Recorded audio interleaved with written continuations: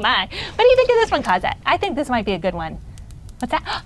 Oh, our friends popped in and I didn't even notice. Hi and welcome to another one of Cosette's Enchanted Journeys.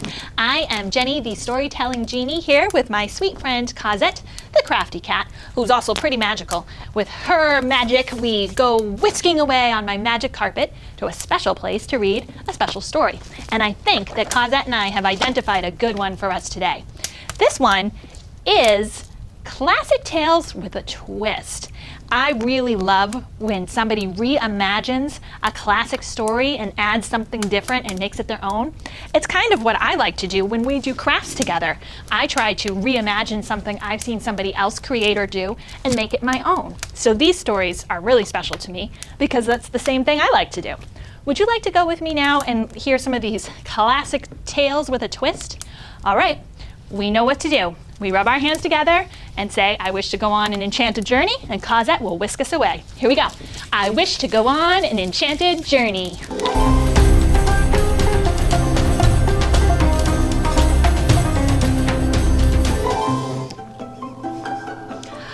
Hello and welcome, friends, to our special location for our special story. I am wearing quite the dress today, aren't I? This dress makes me feel kind of like a fairy princess, and that's why I picked it today, because our stories today are fairy tales. They're kind of a twist on classic fairy tales, and they're a lot of fun and a bit silly. I hope you enjoy them as much as I enjoy them. This book is called The StinkyCheeseMan and Other Fairly Stupid Tales. I have found a kernel of wheat, said the little red hen. Now who will help me plant this wheat? Where is that lazy dog? Where is that lazy cat? Where is that lazy mouse? Wait a minute, hold everything. You can't tell your story right here. This is the end paper. The book hasn't even started yet. Who are you? Will you help me plant the wheat? I'm Jack. I'm the narrator, and no, I can't help you plant the wheat. I am a very busy guy trying to put a book together. Now why don't you just disappear for a few pages? I'll call you when I need you. But who will help me tell my story? Who will help me draw a picture of the wheat? Who will help me spell the wheat?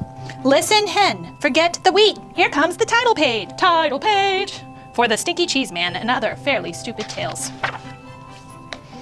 I know, the page is upside down. I meant to do that. Whoever looks at that dedication stuff anyhow. If you really want to read it, you can always stand on your head. Introduction. A long time ago, people used to tell magical stories of wonder and enchantment. Those stories were called fairy tales. Those stories are not in this book. The stories in this book are almost fairy tales, but not quite. The stories in this book are fairly stupid tales. I mean, what else would you call a story like Goldilocks and the Three Elephants? This girl walking through the woods smells peanut porridge cooking. She decides to break into the elephant's house, eat the porridge, sit in the chairs, and sleep in the beds. But when she gets in the house, she can't climb up on baby elephant's chair because it's too big. She can't climb up on mama elephant's chair because it's much too big. And she can't climb up on papa elephant's chair because it's much, much too big. So she goes home. The end. And if you don't think that's fairly stupid, you should read Little Red Running Shorts, or maybe The StinkyCheeseMan. In fact, you should definitely go read the stories now, because the rest of this introduction just kind of goes on and doesn't really say anything. I stuck it on the end here so it would fill up the page and make it look like I really knew what I was talking about. So stop now. I mean it. Quit reading. Turn the page. If you read this last sentence, it won't tell you anything. Jack, Up the Hill, Fairy Tale Forest, 1992. Surgeon General's warning. It has been determined that these tales are fairly stupid and probably dangerous to your health. Chicken Licken. Once upon a time, Chicken Licken was standing around when a piece of something fell on her head. She wasn't the brightest thing on two legs, so she started running around in circles clucking, "The sky is falling, the sky is falling, we must tell the president." Chicken Licken ran to her friend Ducky Lucky and clucked, "Ducky Lucky, Ducky Lucky, the sky is falling, we must tell the president." "Let's go," quacked Ducky Lucky. Chicken Licken and Ducky Lucky ran to their friend Goosey Lucy and yelled, "Goosey Lucy, Goosey Lucy, the sky is falling, we must tell the president." "Let's go," honked Goosey Lucy. Chicken Licken, Ducky Lucky, and Goosey Lucy ran to their friend Cocky Locky and yelled, "Cocky Locky, the sky is falling, we must tell the president." "Let's go," crowed Cocky Locky. Wait a minute, cried Jack the narrator. I forgot the table of contents. "Hey, you're not in this story," said Chicken Licken. "I know," said Jack the narrator, "but I came to warn you, the table of contents is—" the sky is falling, clucked Chicken Licken. "We must tell the president." So Chicken Licken, Ducky Lucky, Goosey Lucy, and Cocky Locky ignored Jack the narrator and ran off to catch a plane to Washington. Just outside the airport, they met Foxy Loxy. "Foxy Loxy, the sky is falling, we must tell the president," yelled Chicken Licken, Ducky Lucky, Goosey Lucy, and Cocky Locky. Well, come with me, said Foxy Loxy. I know a shortcut to the airport. Foxy Loxy led Chicken Licken, Ducky Lucky, Goosey Lucy, and Cocky Locky to his cave. He didn't get to eat them, though, because Chicken Licken was almost right. The sky wasn't falling. That table of contents was. It fell and squashed everybody. The end. The Princess and the Bowling Ball.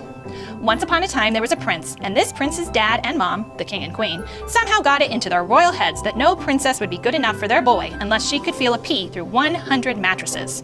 So, it should come as no surprise that the prince had a very hard time finding a princess. Every time he met a nice girl, his mom and dad would pile 100 mattresses on top of a pea and then invite her to sleep over. When the princess came down for breakfast, the queen would ask, "How did you sleep, dear?" The princess would politely say, "Fine, thank you." And the king would show her the door. Now this went on for 3 years, and of course nobody ever felt the pea under 100 mattresses. Then one day the prince met the girl of his dreams. He decided he better do something about it. That night, before the princess went to bed, the prince slipped his bowling ball under the 100 mattresses. When the princess came down for breakfast the next morning, the queen asked, "How did you sleep, dear?" "This might sound odd," said the princess, "but I think you need another mattress. I felt like I was sleeping on a lump as big as a bowling ball." The king and queen were satisfied, the prince and princess were married, and everyone lived happily, though maybe not completely honestly, ever after. The end. The Really Ugly Duckling. Once upon a time, there was a mother duck and a father duck who had 7 baby ducklings. 6 of them were regular-looking ducklings. The 7th was a really ugly duckling. Everyone used to say, "What a nice-looking bunch of ducklings," all except that one. Boy, he's really ugly. The really ugly duckling heard these people, but he didn't care. He knew that one day he would probably grow up to be a swan and be bigger and look better than anything in the pond. Well, as it turned out, he was just a really ugly duckling, and he grew up to be just a really ugly duck. The end. The Other Frog Prince. Once upon a time, there was a frog.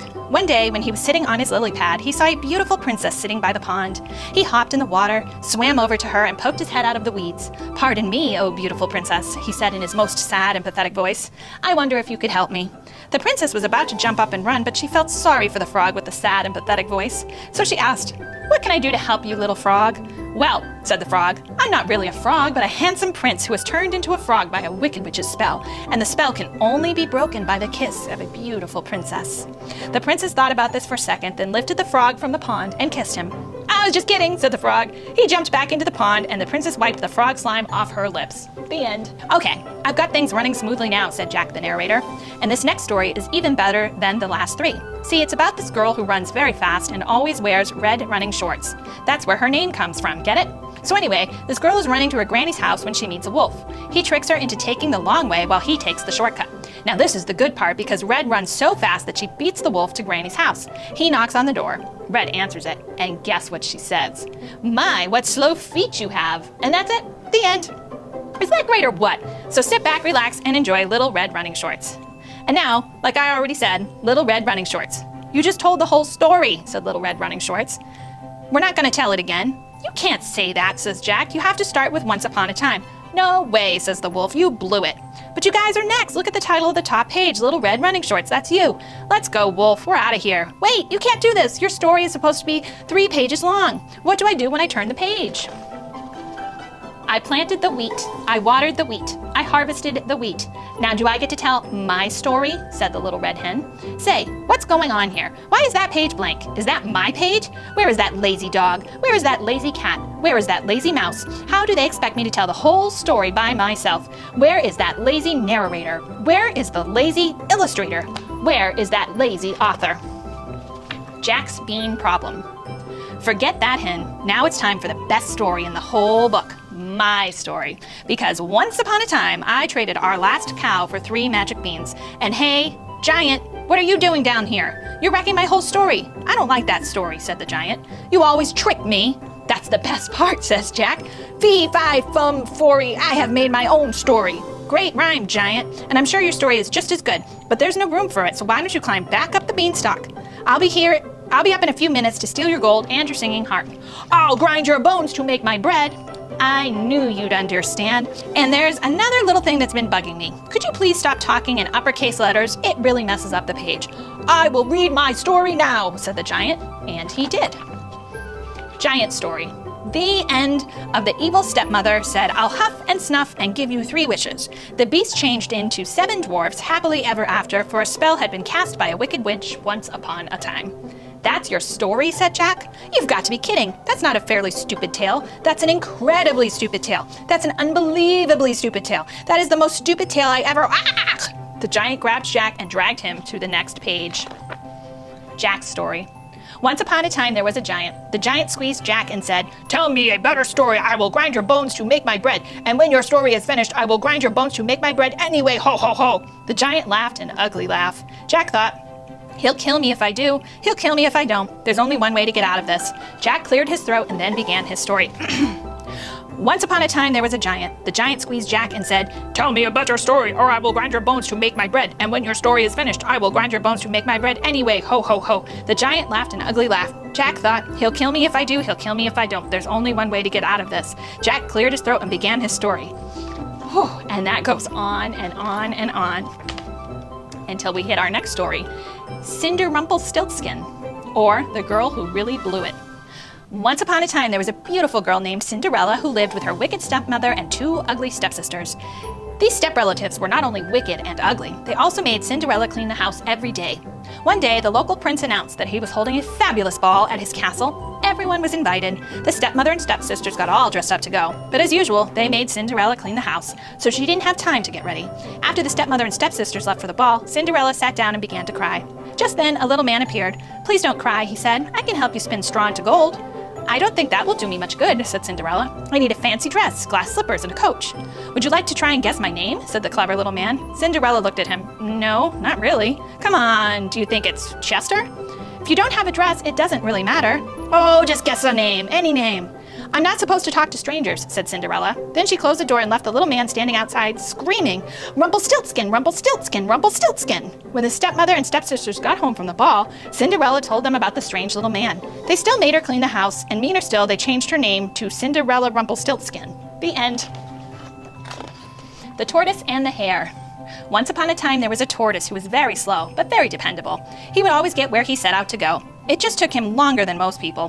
One day, Rabbit saw a tortoise walking slowly but surely down the road and said, "Tortoise, you are so slow. I could probably grow hair faster than you run." "Oh, yeah?" said Tortoise slowly. "Yeah," said Rabbit. So they decided to race. On the day of the big race, Tortoise and Rabbit lined up at the starting line. Owl said, "On your mark, get set, grow." Tortoise started to run. Rabbit started to grow his hair. Tortoise ran, Rabbit grew his hair. Tortoise ran, Rabbit grew his hair. Tortoise ran, Rabbit grew his hair. Tortoise ran, Rabbit grew his hair. Tortoise ran, Rabbit grew his hair. Tortoise ran, Rabbit grew his hair. Tortoise is still running, Rabbit is still growing his hair. Not the end. The StinkyCheeseMan. Once upon a time, there was a little old woman and a little old man who lived together in a little old house. They were lonely. So the little old lady decided to make a man out of stinky cheese. She gave him a piece of bacon for a mouth and 2 olives for eyes and put him in the oven to cook. When she opened the oven to see if he was done, the smell knocked her back. "Phew! What is that terrible smell?" she cried. The StinkyCheeseMan hopped out of the oven and ran out of the door, calling, "Run, run, run, as fast as you can. You can't catch me. I'm the StinkyCheeseMan." The little old lady and the little old man sniffed the air. "I'm not really very hungry," said the little old man. "I'm not really all that lonely," said the little old lady. So they didn't chase the StinkyCheeseMan. The StinkyCheeseMan ran and ran until he met a cow eating grass in a field. "Wow, what's that awful smell?" said the cow. The StinkyCheeseMan said, "I've run away from a little old lady and a little old man, and I can run away from you too, I can. Run, run, run, as fast as you can. You can't catch me, I'm the StinkyCheeseMan." The cow gave another sniff and said, "I'll bet you could give someone 2 or 3 stomach aches. I think I'll just eat weeds." So the cow didn't chase the StinkyCheeseMan either. The StinkyCheeseMan ran and ran until he met some kids playing outside school. "Gross," said a little girl. "What's that nasty smell?" "I've run away from a little old lady and a little old man and a cow, and I can run away from you too, I can. Run, run, run, as fast as you can. You can't catch me, I'm the StinkyCheeseMan." A little boy looked up, sniffed the air, and said, "If we catch him, our teacher will probably make us eat him. Let's get out of here." So the kids didn't chase the StinkyCheeseMan either. By and by, the StinkyCheeseMan came to a river with no bridge. "How will I ever cross this river? It's too big to jump. If I try to swim across, I'll probably fall apart," said you-know-who.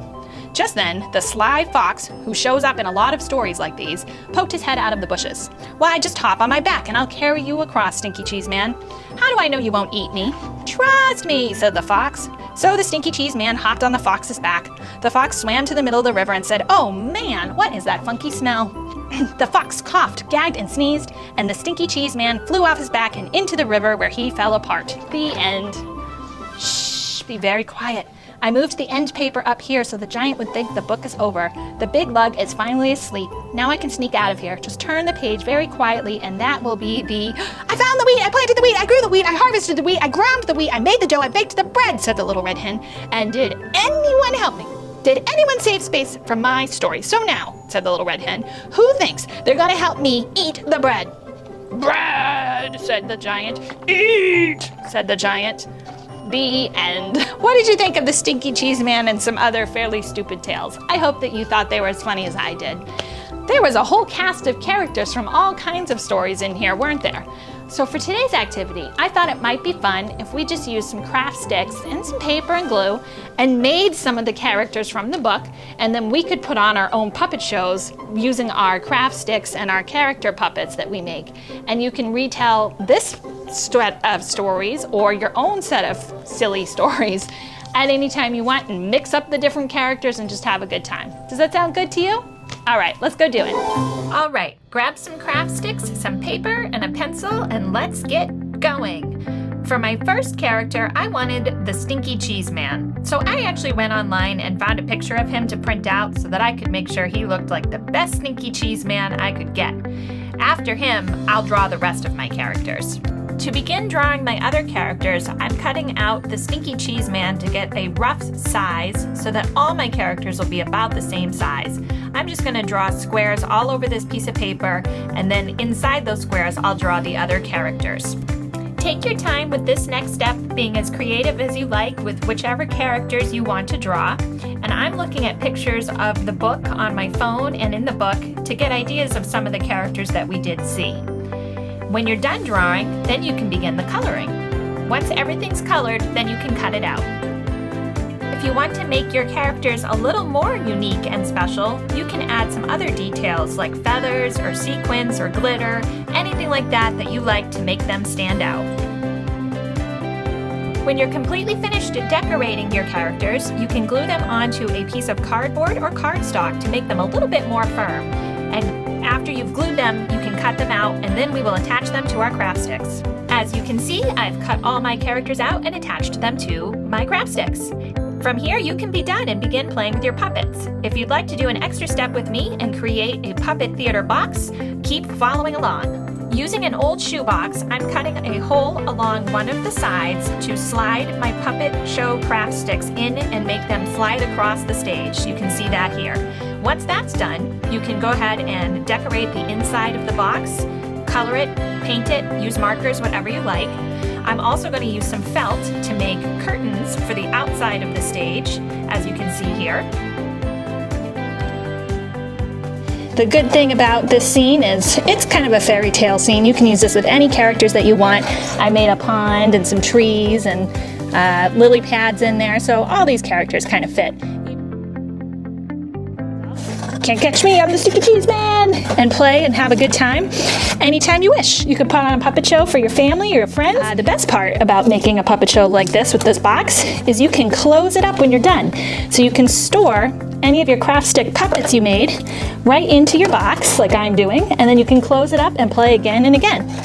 I hope you enjoyed crafting with me again today. Ready to go back to the magic lamp and see Cosette? What do you guys think? Mr. Ugly Duckling, Big Bad Wolf, should we go back to see Cosette? Yeah, let's go. Welcome back to the Magic Lamp, friends. We're out of time for today, so I hope that you had a great time reading a story with us and doing another activity. And I hope you'll come back to visit Cosette and me again very soon. Take care. Bye-bye.